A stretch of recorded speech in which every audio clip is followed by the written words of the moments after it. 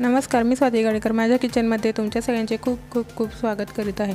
आता हिवाळा आहे त्यामुळे वाटाणा भरपूर प्रमाणात आहे, त्यामुळे वाटाण्याची तीच भाजी खाऊन खूप कंटाळा आला आहे। तर आपण आज वेगळ्या प्रकारची भाजी बनवूया। त्यासाठी आपल्याला लागणार आहे वाटाणा, 3 ते 4 हिरव्या मिरच्या, लसूण पाकळ्या 8 ते 10, एक बारीक चिरलेला कांदा, तेल, थोडीशी कोथिंबीर, कढीपत्त्याची पाने, हळद, जिरे, मीठ आणि मोहरी।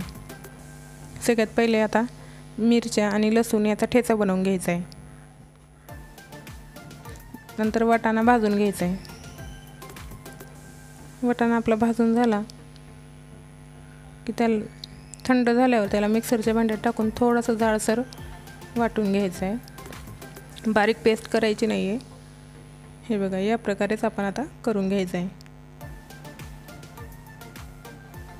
आता फोडणी द्यायची। त्यासाठी मी कढईत 2 चमचे तेल थोडंसं जास्तच लागतं। तेल तापल्यावर त्यात मोहरी, जिरे, कढीपत्त्याचे 8 ते 10 पाने आणि आपण जो ठेचा करून घेतला मिरची आणि लसूण त्याचा तो घालायचा आहे। तो छान परतून घ्यायचा आहे।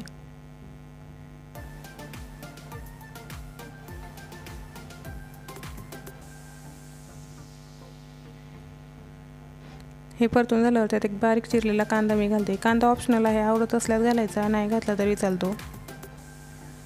याऐवजी आपण ओलं खोबरं घातलं तरी चालतं। थोडंसं मीठ घालायचं म्हणजे कांदा पटकन सोनेरी होतो।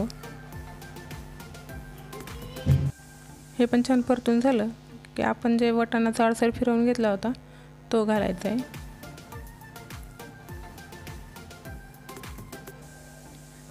यात आता पाव चमचा हळद आणि थोडंसं मीठ घालायचं। मीठ आपण अगोदर थोडं घातले त्यामुळे अंदाजाने घालायचं आहे। हे छान मिक्स करून घ्यायचं आहे। हे छान मिक्स करून झालं की त्यात मी अर्धा ग्लास पाणी घालते, म्हणजे वाटाणा छान शिजला पाहिजे इतपत पाणी घालायचं आहे। मी अर्धा ग्लास पाणी घातले। हे छान मिक्स करून घ्यायचं आहे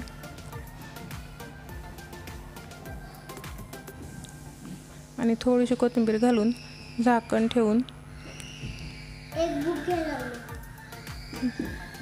चांगलं शिजवून घ्यायचं आहे।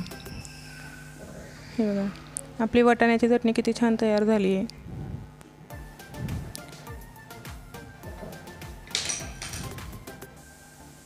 त्यावर आता थोडीशी कोथिंबीर घालायची आणि छान मिक्स करून घ्यायचं आहे। एकच प्रकारची भाजी खाऊन खूप कंटाळा येतो, त्यासाठी मी म्हटलं काहीतरी वेगळं करावं आणि ही भाजी करून बघितली, पण चवीला खूपच छान झाली।